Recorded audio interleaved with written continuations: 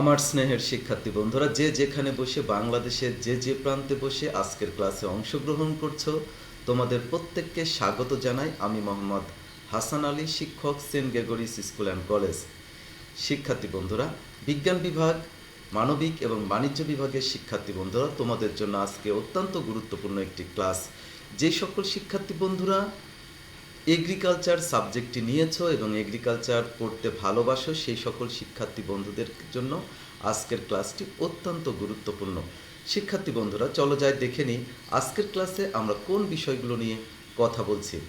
আজকের ক্লাসে আমরা যে সকল বিষয়গুলো নিয়ে কথা বলবো তার মধ্যে সেই সকল বিষয়গুলোতে যাওয়ার পূর্বে প্রথমে তুমি একটু লক্ষ্য করে দেখো, আমরা এখানে কিছু বীজের ছবি দেখতেছি।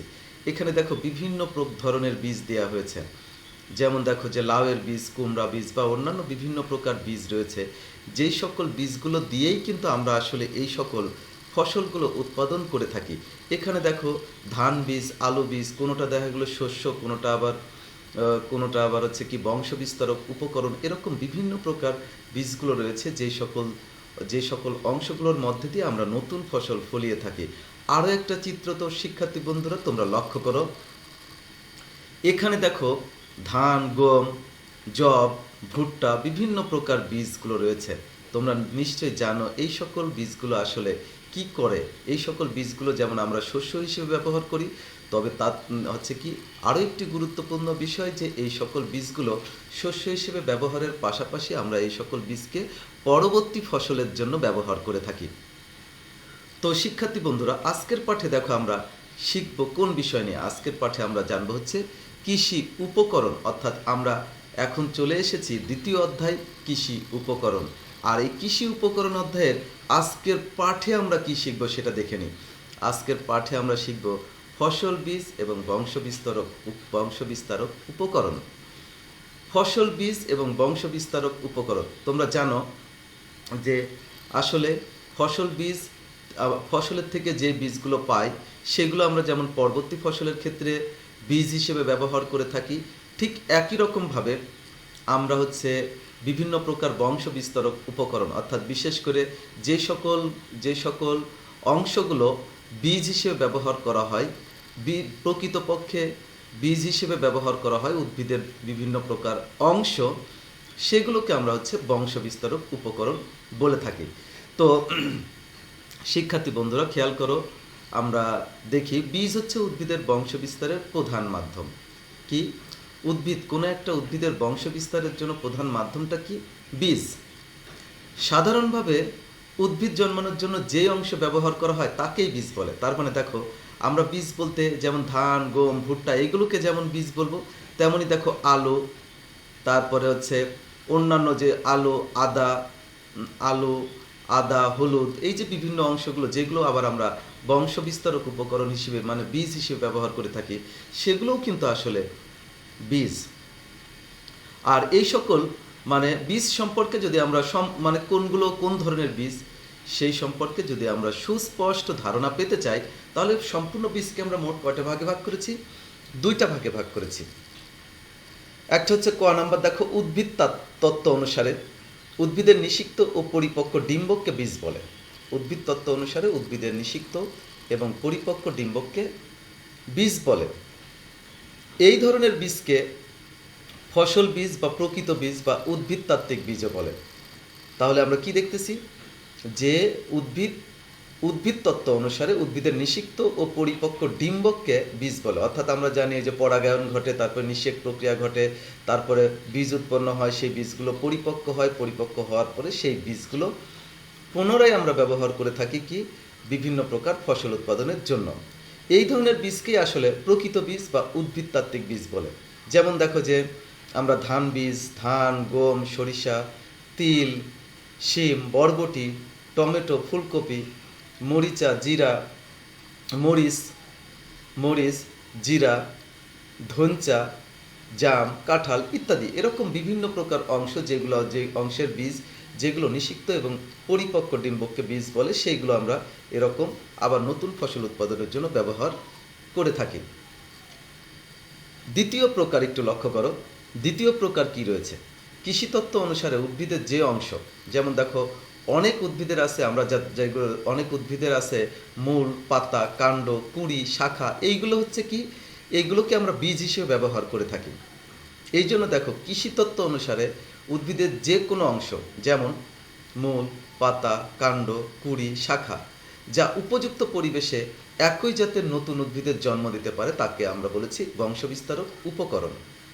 তাহলে কৃষিতত্ত্ব অনুসারে মূল, পাতা, কাণ্ড, কুঁড়ি, শাখা, যা উপযুক্ত পরিবেশে নতুন জাতের যে একই জাতের নতুন উদ্ভিদের জন্ম দিতে পারে তাকে আমরা বলতেছি বংশবিস্তারক উপকরণ। এই ধরনের উপকরণকে আবার কৃষিতাত্ত্বিক বীজও বলা হয়ে থাকে বা অঙ্গজ বীজও বলা হয়ে থাকে। যেমন দেখো আমের কলম, আম গাছের কলম থেকে আমরা নতুন আম গাছ পেয়ে থাকি। আলুর কন্দ থেকে আমরা আলু গাছ পেয়ে থাকি। মিষ্টি আলুর লতা থেকে আমরা মিষ্টি আলু গাছ পেয়ে থাকি। আখের কাণ্ড থেকে আমরা আখ জন্মাতে পারি। পাথরকুচির পাতা থেকে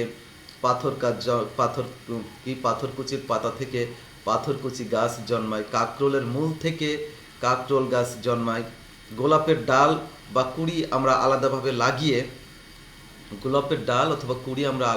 লাগিয়ে সেটা থেকে আমরা কি পেতে পারি, সেটা থেকে আমরা নতুন গোলাপ গাছ পেতে পারি। আনারসের মুকুট ব্যবহার করে আমরা আনারস গাছ পেতে পারি। কলা গাছের শাখার অর্থাৎ কলা গাছের গোড়ায় যে বিভিন্ন চারাগুলো জন্মায়, তোমরা দেখেছ যে কলা গাছের গোড়ায় চারা জন্মায়, সেগুলোকেই সাধারণত শাকার বলা হয়। শাকার কয়েক ধরনের শাকার রয়েছে। তো কলা গাছের যে শাকার, সেই শাকারগুলোকে কেটে যদি আমরা আলাদা আলাদাভাবে লাগিয়ে দিই তাহলে সেক্ষেত্রে আমরা দেখব যে কলা গাছ হয়েছে। আদা, হলুদ, রসুন, কচু, এই সকল উদ্ভিদতাত্ত্বিক বীজ। তাহলে শিক্ষার্থী বন্ধুরা, আমরা দেখো কৃষিতাত্ত্বিক বীজ সম্পর্কে জানলাম। অর্থাৎ প্রথমটা যেমন দেখো যে আমরা জেনেছি হচ্ছে কি যে উদ্ভিদতাত্ত্বিক অর্থাৎ নিষিক্ত, পরিপক্ক, ডিম্বককে বীজ বলে। আর পরেরটা আমরা দেখতেছি যে অর্থাৎ উপযুক্ত পরিবেশে যদি মূল, কাণ্ড, পাতা এগুলো যদি হচ্ছে কি যে নতুন ওই একই জাতের নতুন গাছ জন্ম দিতে পারে তাহলে সেগুলোকে আমরা বংশবিস্তারক উপকরণ বলে থাকি। তাহলে এই সকলগুলোকে আবার উদ্ভিদতাত্ত্বিক বীজও বলা হয়। কাজেই দেখা যায় সকল উদ্ভিদতাত্ত্বিক বীজ কৃষিতাত্ত্বিক বীজের অন্তর্ভুক্ত, কিন্তু সকল কৃষিতাত্ত্বিক বীজ উদ্ভিদতাত্ত্বিক বীজের অন্তর্ভুক্ত নয়। কারণ কি, খেয়াল করো যে আমরা এখানে বলতেছি যে সকল উদ্ভিদতাত্ত্বিক বীজ কৃষিতাত্ত্বিক বীজের অন্তর্ভুক্ত। অর্থাৎ এই যে আমরা যে বিভিন্ন প্রকার মূল, কাণ্ড, পাতা এগুলো ব্যবহার করতেছি, এগুলো আসলে সবই কিন্তু কৃষিতাত্ত্বিক বীজ। কিন্তু যেমন ধান, গম, এগুলো কিন্তু আবার উদ্ভিদতাত্ত্বিক বীজ নয়। সেই জন্য সকল উদ্ভিদতাত্ত্বিক বীজই কৃষিতাত্ত্বিক বীজ, কিন্তু সকল কৃষিতাত্ত্বিক বীজ উদ্ভিদতাত্ত্বিক বীজ নয়। শিক্ষার্থী বন্ধুরা, এবার আমরা চলে যাব একটি ফসল বীজ উৎপাদনের ধাপ। অর্থাৎ কোনো একটা ফসলের বীজ যখন আমরা উৎপাদন করতে চাই, যেমন ধরো যে আমরা ফসল বীজ বলতে কোনটাকে বোঝায়, যেমন ধানের বীজ, পাটের বীজ, গমের বীজ, মূলার বীজ, মরিচ বীজ, এইরকম বিভিন্ন প্রকার যেই সকল উদ্ভিদগুলোর নিষিক্ত এবং পরিপক্ক যে বীজগুলো আমরা ব্যবহার করে থাকি সেগুলো আসলে আমরা বলতেছি ফসল বীজ। এখন খেয়াল করো, ফসল বীজ অর্থাৎ দেখো যে আমরা কিভাবে কোনো ফসল বীজ উৎপাদন করতে পারি। তাহলে আমরা কোন কোন ধাপগুলো অ্যাপ্লাই করলে আমরা সুন্দরভাবে এবং ভালোভাবে ফসল বীজগুলো উৎপাদন করতে পারবো, আমরা সেটা একটু দেখে নিই। দেখো, বীজ উৎপাদন একটি জটিল প্রক্রিয়া। উন্নত মানের বীজ পেতে হলে যথাযথ নিয়ম ও পদ্ধতি অনুসরণ করে বীজ উৎপাদন করতে হবে। অর্থাৎ যদি আমরা উন্নত বীজ পেতে চাই, ভালো বীজ, যেই বীজ বপন করে ভালো ফসল উৎপাদন করা যাবে, অধিক ফলনশীল ফসল উৎপাদন করা যাবে, সেই রকম বীজ যদি আমরা উৎপাদন করতে চাই তাহলে কিন্তু কিছু নিয়ম এবং পদ্ধতি অনুসরণ করতে হবে। ফসল উৎপাদনের জন্য যেই সব ধাপ অতিক্রম করা হয় তাই বীজ উৎপাদনের জন্য যেই সব ধাপ অতিক্রম করা প্রয়োজন হয়, বীজ উৎপাদনের জন্যও সেই সকল ধাপগুলো অগ্রসর হতে হয়। অর্থাৎ তুমি যখন কোনো ফসল উৎপাদন করো, সেই ফসল উৎপাদন করার জন্য যেই ধাপগুলোকে অ্যাপ্লাই করো, ঠিক বীজ যখন উৎপাদন করবে তখন সেই রকম ধাপগুলোই অ্যাপ্লাই করতে হবে। পার্থক্য হলো বিভিন্ন ফসলের বীজ যেমন ধান, গম, মূলা, মরিচ ইত্যাদি উৎপাদনের ক্ষেত্রে নিম্নলিখিত ধাপসমূহ বিশেষ যত্ন হতে হবে। অর্থাৎ যখন আমরা বীজ উৎপাদন করব তখন কিন্তু আমাদের বীজ উৎপাদনের জন্য আমাদের যত্ন নিতে হবে, বিশেষ যত্ন। এখন নাম্বার দেখো যে আমরা কয়েকটা ধাপে সেগুলোকে যত্ন নিতে পারি। যেমন নাম্বার 1 দেখো, বীজ জমি নির্বাচন। যখন আমরা বীজ জমি নির্বাচন করব, দেখো বীজ উৎপাদনের জন্য উর্বর জমি নির্বাচন করতে হবে। কি ধরনের জমি আমাদের নির্বাচন করতে হবে? উর্বর জমি। জমি অবশ্যই আগাছামুক্ত ও আলো বাতাস যুক্ত হতে হবে, অর্থাৎ জমিতে কোনো আগাছা থাকবে না, আলো বাতাস যুক্ত হতে হবে, সেই রকম জমি নির্বাচন করতে হবে। নির্বাচিত জমিতে পূর্ববর্তী বছরের একই জাতের বীজের চাষ না হলে থাকলে আরও ভালো হয়। কারণ পূর্ববর্তী বছরে যদি একই জাতের ফসল চাষ হয়ে থাকে, তাহলে পরবর্তী বছরে তুমি যদি বীজ উৎপাদনের জন্য যদি ওই ফসলটাই চাষ করতে চাও, তাহলে মাটিতে বিভিন্ন প্রকার ফসলের জন্য যে প্রয়োজনীয় পুষ্টি উপাদান, সেই উপাদানগুলোর অভাব হতে পারে। নির্বাচিত জমিতে অন্তত 2% জৈব পদার্থ থাকা উচিত। এটা কিন্তু অত্যন্ত গুরুত্বপূর্ণ একটা টপিকস। অর্থাৎ আমরা বীজ জমি এমনভাবে নির্বাচন করব যেন তাতে অন্তত পক্ষে 2% জৈব পদার্থ থাকে। নাম্বার 2, দ্বিতীয় বিশেষ যত্নের দ্বিতীয় ধাপ দেখো, বীজ জমি পৃথকীকরণ। বীজ জমি কিন্তু পৃথক করে রাখতে হবে। সেক্ষেত্রে কি দেখো, বীজ উৎপাদনের জন্য নির্বাচিত জমি ও পার্শ্ববর্তী একই ফসলের জমির মধ্যে নির্দিষ্ট দূরত্ব থাকতে হবে, নির্দিষ্ট দূরত্বের ব্যবধান থাকতে হবে। এর উদ্দেশ্য হচ্ছে কাঙ্ক্ষিত শস্য বীজের সাথে অন্য জাতের বীজের যাতে মিশ্রণ না ঘটে। কারণ তুমি যদি পাশাপাশি তুমি যে বীজের জন্য যে ফসল ফলাচ্ছ, পাশেই যদি অন্য কোনো ফসল থাকে, তাহলে তোমার বীজের সংমিশ্রণ ঘটতে পারে, এতে তোমার বীজের বিশুদ্ধতা নষ্ট হতে পারে। তার মানে কি, বীজ জমি পৃথককরণ করতে হবে এবং বীজ জমিকে সুন্দরভাবে পৃথক রাখতে হবে, যাতে অন্য কোনো মানে ফসলের সাথে মিশ্রণ না ঘটে। তারপরে দেখো ধাপ 3, বীজ সংগ্রহ। আমরা বীজটাকে কিভাবে সংগ্রহ করব, কোথায় থেকে সংগ্রহ করব? আমরা যদি ভালো বীজ উৎপাদন করতে চাই, দেখো বীজ সংগ্রহ বীজ উৎপাদনের আরেকটি গুরুত্বপূর্ণ ধাপ। অর্থাৎ তুমি বীজ উৎপাদন করার পূর্বে যেই বীজ দিয়ে তুমি বীজ উৎপাদন করবে, যেই বীজগুলো ব্যবহার করে তুমি বীজ উৎপাদন করবে, সেই বীজ অবশ্যই প্রত্যায়িত বীজ হতে হবে। খেয়াল করবে কিন্তু এটা। অর্থাৎ বীজ উৎপাদনের জন্য অবশ্যই প্রত্যায়িত বীজ সংগ্রহ করতে হবে। বীজ সংগ্রহের সময় যেই সকল তথ্যগুলো তুমি অবশ্যই খেয়াল করবে, সেটা যেমন জাতের নাম, অর্থাৎ তুমি যে বীজটা সংগ্রহ করতেছ সেই বীজের জাতের নাম কি। তারপরে বীজ উৎপাদনকারীর নাম ও নম্বর, অর্থাৎ কে এই বীজটা উৎপাদন করেছে, কোনো ব্যক্তি বা কোনো প্রতিষ্ঠান, সেই উৎপাদনকারী ব্যক্তির নাম বা প্রতিষ্ঠানের নাম এবং নম্বর দেয়া থাকবে যাতে যোগাযোগ করা যায়। অন্য জাতের বীজের শতকরা হার, অর্থাৎ তুমি যে বীজ সংগ্রহ করেছো সেই বীজে অন্য জাতের বীজ শতকরা কত পরিমাণ রয়েছে সেটাও কিন্তু খেয়াল করতে হবে। বীজের অঙ্কুরোদ্গমের হার কত সেটাও, অর্থাৎ অঙ্কুরোদ্গমের ক্ষমতা কেমন সেটা খেয়াল করতে হবে।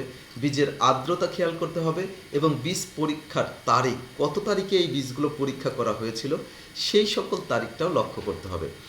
উল্লেখিত তথ্যগুলো একটি গ্যারান্টি পত্রে ট্যাগ লিখে বীজের বস্তা বা প্যাকেটে রাখা হয়ে থাকে। অর্থাৎ এই সকল ইনফরমেশনগুলো কিন্তু সাধারণত তুমি যে বীজ সংগ্রহ করবে সেই বীজের বস্তার উপরে অথবা ট্যাগে সংযুক্ত করা থাকতে পারে। ধাপ 4, এবার দেখো বীজের হার নির্ধারণ, অর্থাৎ বীজের বিশুদ্ধতা, সজীবতা, অঙ্কুরোদ্গম ক্ষমতা, আকার, বপনের সময়, মাটির উর্বরতা শক্তি, এই সকল বিবেচনা করে হেক্টর প্রতি বীজের হার নির্ধারণ করতে হবে। অর্থাৎ প্রতি হেক্টরে তুমি কি পরিমাণ বীজ কি প্রয়োগ করবে সেই সকল হার নির্ণয় করতে হবে। তারপরে দেখো নাম্বার 5, নির্বাচিত জমি প্রস্তুতকরণ, অর্থাৎ তুমি যে জমি নির্বাচন করেছো সেই জমি প্রস্তুত করতে হবে। এক্ষেত্রে কি করতে হবে দেখো, এক এক জাতের বীজের জন্য জমি প্রস্তুত এক এক রকম হয়ে থাকে। অর্থাৎ তুমি কোন ধরনের বীজ উৎপাদন করবে সেটার উপর ভিত্তি করে তোমার কিন্তু যে জমি প্রস্তুতি করা হয়ে থাকে। যেমন রোপা ধানের বীজ উৎপাদন করতে জমি ভালোভাবে কর্দমাক্ত করে চাষ করতে হবে। যখন তুমি রোপা ধানের বীজ উৎপাদন করবে তখন জমি ভালোভাবে কর্দমাক্ত করে চাষ করতে হবে।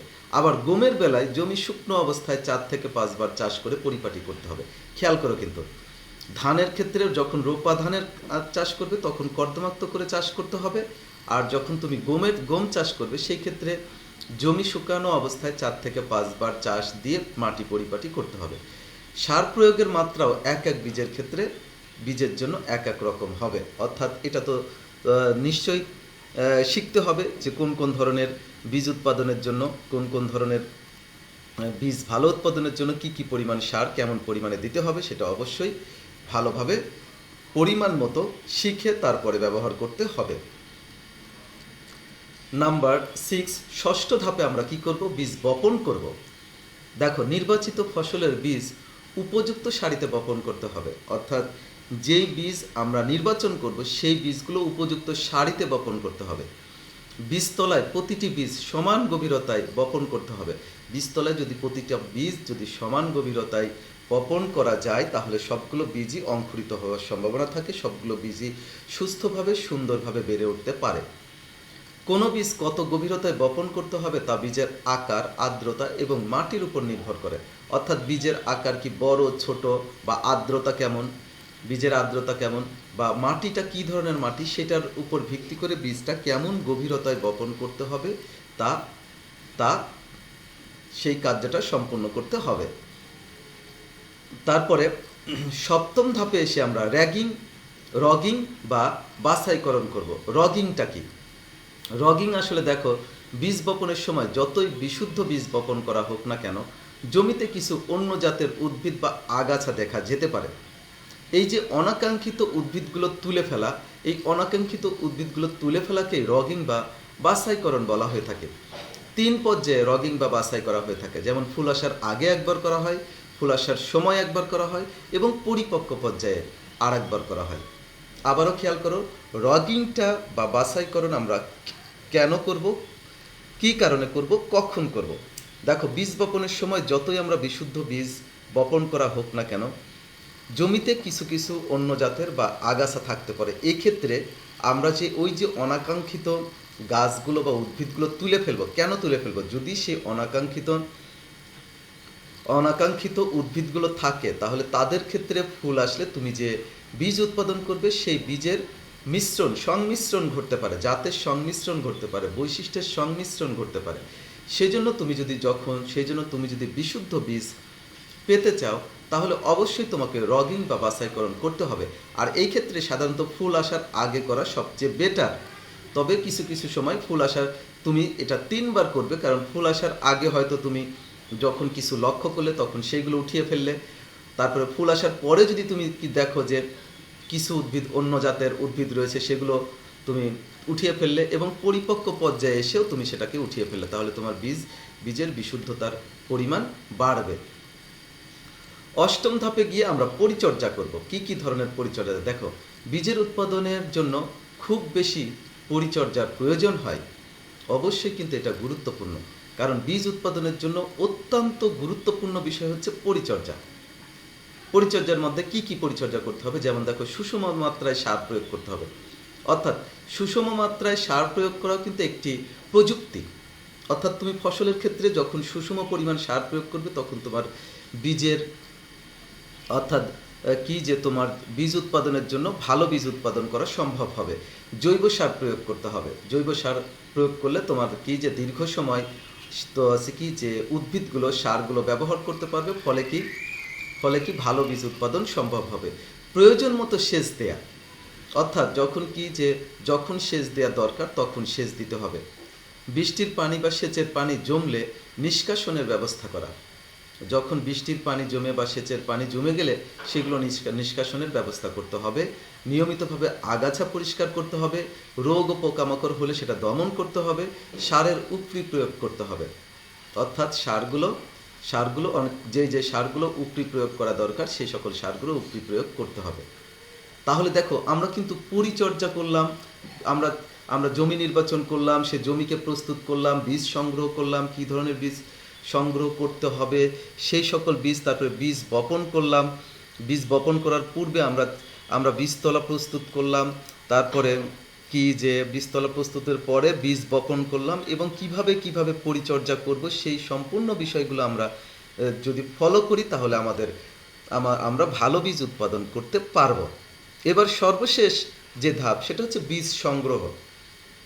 দেখো, বীজ পরিপক্ক হওয়ার পরই কাটতে হবে। যখন আমাদের বীজের জন্য ফসল উৎপাদন করব, তখন কিন্তু অবশ্যই বীজ পরিপক্ক হওয়ার পরই কাটতে হবে।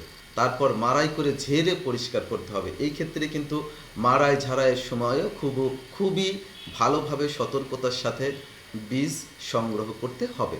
তাহলে শিক্ষার্থী বন্ধুরা দেখো, আমরা কিভাবে ফসল বীজ সংগ্রহ করব, ফসল বীজ উৎপাদন করতে পারি, তার একটা পরিপূর্ণ ধারণা আজকে পেলাম। তাহলে শিক্ষার্থী বন্ধুরা, তোমরা নিশ্চয়ই আজকের ক্লাসটি খুব সুন্দরভাবে অংশগ্রহণ করেছো এবং আজকের ক্লাসে যদি তোমাদের কোনো প্রশ্ন থাকে তাহলে অবশ্যই সেই প্রশ্নগুলো কমেন্ট বক্সে লিখবে, আমি অবশ্যই উত্তর করব। আজ তাহলে এ পর্যন্তই। সবাই ভালো থাকবে, সুস্থ থাকবে। খোদা হাফেজ।